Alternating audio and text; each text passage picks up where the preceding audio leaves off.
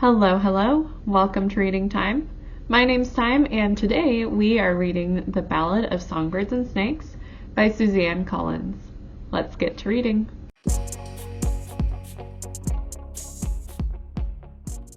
The Ballad of Songbirds and Snakes by Suzanne Collins is the prequel to the Hunger Games trilogy. The events of this book take place during the 10th Hunger Games, 64 years previous to the events of the first Hunger Games book. As such, this book does not follow the perspective of Katniss Everdeen, the main character of the Hunger Games trilogy. Instead, it follows the perspective of Coriolanus Snow, who, in the Hunger Games trilogy, is the president of Panem. Now, if you are not familiar with the Hunger Games series, I welcome you to go watch my Hunger Games review video that I did almost 6 months ago. I will have it linked at the end of the video, but I will also put it here on the screen for you to click on if you're interested.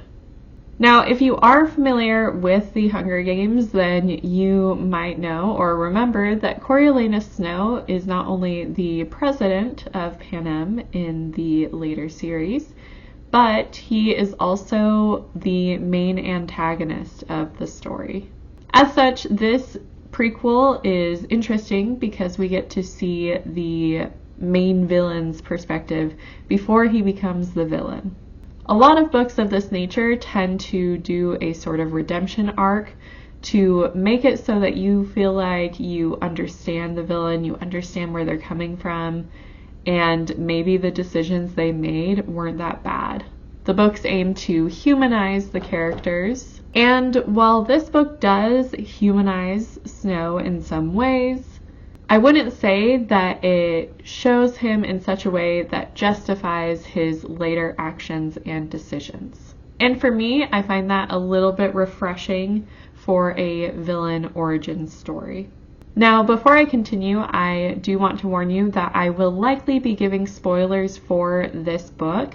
And as such, if you don't want spoilers for the story, if you want to read the book first, or if you want to watch the movie adaptation that's coming out in fall of 2023 first, then this might be a review video to skip. You can check out other stuff on my channel or wait for my standard 100 children's books video that I'll be posting later this week. But if you don't mind a little bit of spoilers, then feel free to stick around. I'm going to try and not reveal main points in the book just so that there are still some surprises as you read.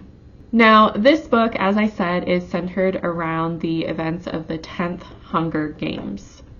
And the Hunger Games in this book are very different from the Hunger Games that we see in the trilogy.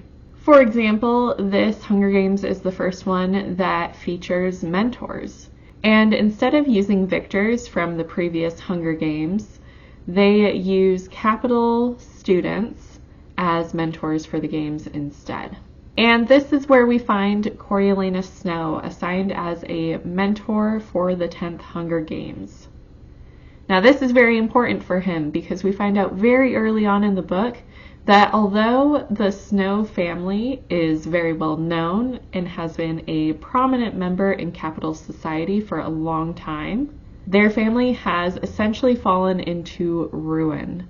They do not have the money that they used to, and while this isn't public knowledge, there is danger of it becoming public knowledge very soon. So Coriolanus Snow is assigned as the mentor for the female tribute of District 12. The Snows barely manage to scrape by. It's just him, his cousin, and their grandmother, as both of the cousins were orphaned during the war. This war took up the majority of his childhood, and as such, he is a bit of a product of those circumstances. Now, the events of the book are not wholly consumed by the Hunger Games. This book is split into 3 parts, and the first 2 revolve around the preparation for the Hunger Games and then the Hunger Games themselves. But the 3rd section goes around what happens after the games to Coriolanus Snow. Over the course of the book, we find out more about who Snow is as a person. He is very charming, he is cunning, and above all else, he is very self-preserving. Coriolanus believes that how people perceive him is crucial and stands above many other things. He's very kind to a lot of different people, but we see that in his mind, he is actually very judgmental and is just thinking about how he can use these people for his own benefit. Throughout the book, he is forced to face the conflict between the order of society and the seeming chaos of nature. There are multiple instances of this juxtaposition as he is a part of the society of the capital. However, he interacts with his district tribute, Lucy Gray Baird, who is a lot more free and is a great representation of that flow of nature. She is not tied down by society. She doesn't even consider herself a part of the districts, as she came from a nomadic group of singers and performers. And so she really is in direct contrast to Coriolanus Snow. Throughout their interactions, they end up becoming attracted to each other. They form this connection. And so Snow has to further face the contrast between society and nature. A lot of events happen in the book that changes or reinforces really how he sees the world. And before long, he decides that society would work best and be best if there was absolute order. And that order could only come from tyrannical control. He believes that without this control, that mankind would kill itself off.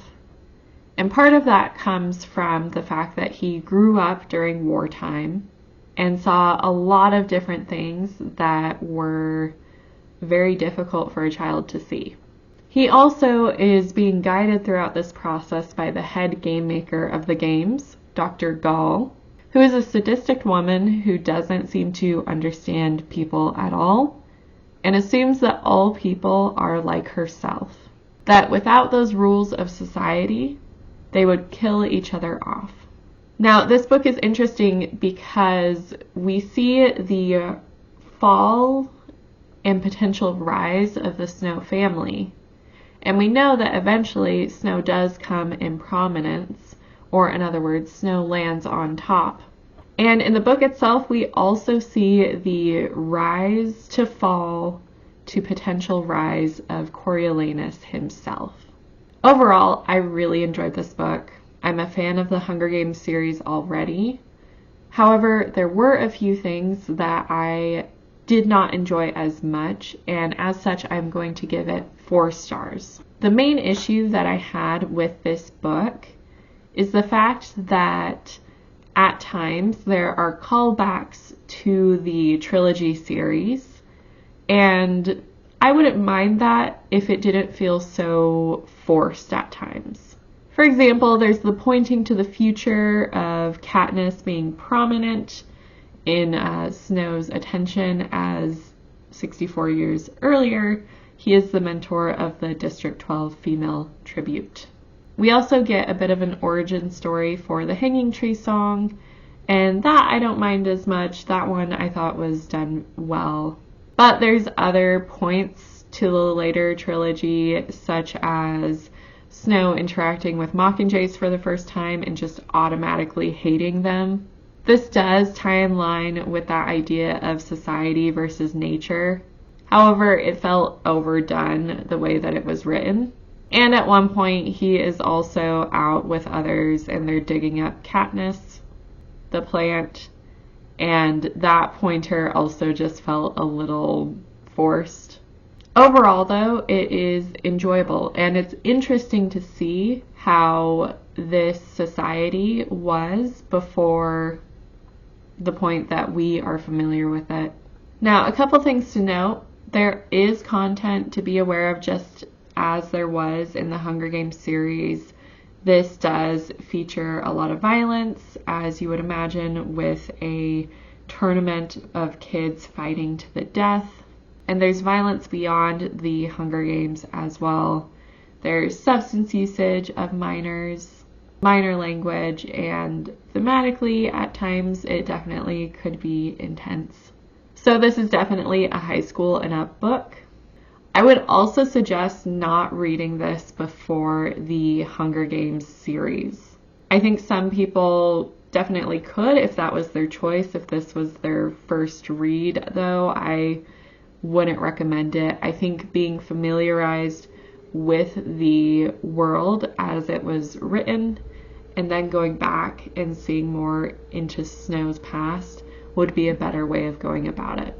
However, if you are on a reread of the series, then it might be interesting to read this prequel first and have it in mind as you're reading through the rest of the series. Another thing I just want to briefly touch on is that music plays a prominent role in this book, mostly because Lucy Gray Baird is a performer, she's a singer, and there's a lot of folk songs that are implemented in the book, as well as what I said earlier about the origin of the hanging tree song that we see in the later series. Music even plays a role in the title itself with the term songbirds.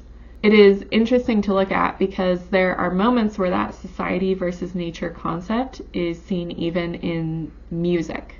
Coriolanus knows the anthem of Panem very, very well because his grandma, his grandmam, has been singing it every day for most of his life.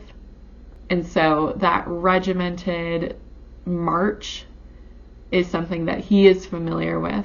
Whereas Lucy Gray's songs and ballads are more freeform and more in line with that idea of nature. So that conflict comes into play even with the idea of music throughout the book. Now, there's definitely more I could jump into here. There's issues of class and wealth, issues of friendship and betrayal and trust. But if I were to go into any of those ideas, I would have to dive deeper into the plot and spoil some main plot points, which I am trying to avoid doing. If you'd be interested in a second part to this video where I do dive deeper into those things, though, let me know in the comments. Also, let me know what you thought of the book in the comments below as well. If you are not already, feel free to subscribe to my channel, or you can follow me on either Facebook or Instagram, where I post updates about what I'm reading.